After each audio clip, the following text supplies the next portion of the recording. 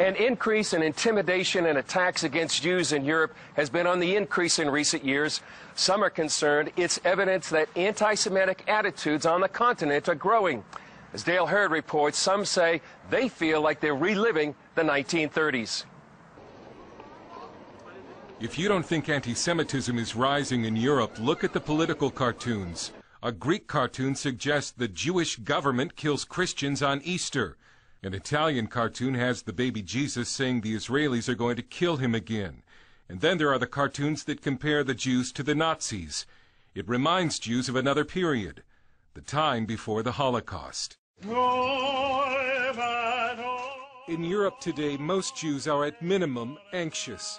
Some are scared, and many have already left for Israel or the United States. Because even though many European governments have condemned the new rise in anti-Semitism, there is a clear perception among many Jews that Europe's terrible history is somehow coming back to life. The Jewish communities around the world are more under pressure today than at any time since 1945. Robert Wistrich of Hebrew University in Israel is the son of Polish Jews who fled the Holocaust. Here we are 60 years after that, and what lessons have been learnt? Not enough. A survey last year of 5 European countries found that half of those questioned believe Jews are more loyal to Israel than the countries in which they live. That was what the Nazis believed. And almost half of Europeans surveyed also said Jews probably have too much control of international finance, another Nazi view. Almost half also believe that Jews control U.S. foreign policy. The Nazis would have agreed. The editor of Der Stürmer, Julius Streicher, wrote in 1944, "The Jews have made America what it is today, a nation forced into helping the Jews achieve world domination." Leading Holocaust expert Manfred Gerstenfeld says the constant demonization of Israel by the European media and the European left has helped create what he calls a new anti-Semitism against the collective Jew in the form of Israel and Zionism. All studies show anti-Zionism and anti-Semitism almost entirely overlap. Now, of course, it is very bad to say that you are against the Jews after the Holocaust. So you have found an escape clause to be against the Jews without saying that you are against the Jews, and you say, I am against Israel. University of Michigan professor Andrei Markovits. Criticizing Israel, certain Israeli policies, is not anti-Semitic. Criticizing Israel, the state, I would view, is also not anti-Semitic. But when you bring in old anti-Semitic tropes to criticize Israel or to depict Israel as murderer of God, as the blood libel, as showing them as Nazis, that is anti-Semitic. So it's not that it is being criticized that's anti-Semitic, but how it is being criticized which make it anti-Semitic. And Markovits, a self-described progressive or leftist, says hatred of Israel is now a core principle for many on the left.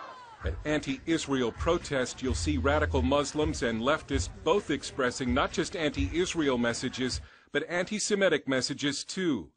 This political cartoon from the London Independent, showing what Jews claimed was an imitation of the ancient blood libel, won Best Political Cartoon Award in Britain.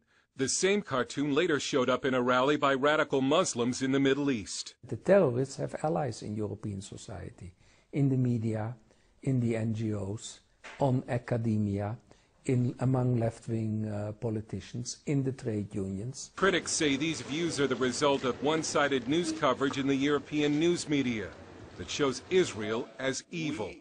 Melanie Phillips is a British conservative. It's a demonization based on a radical decontextualization, delegitimization that's been going on.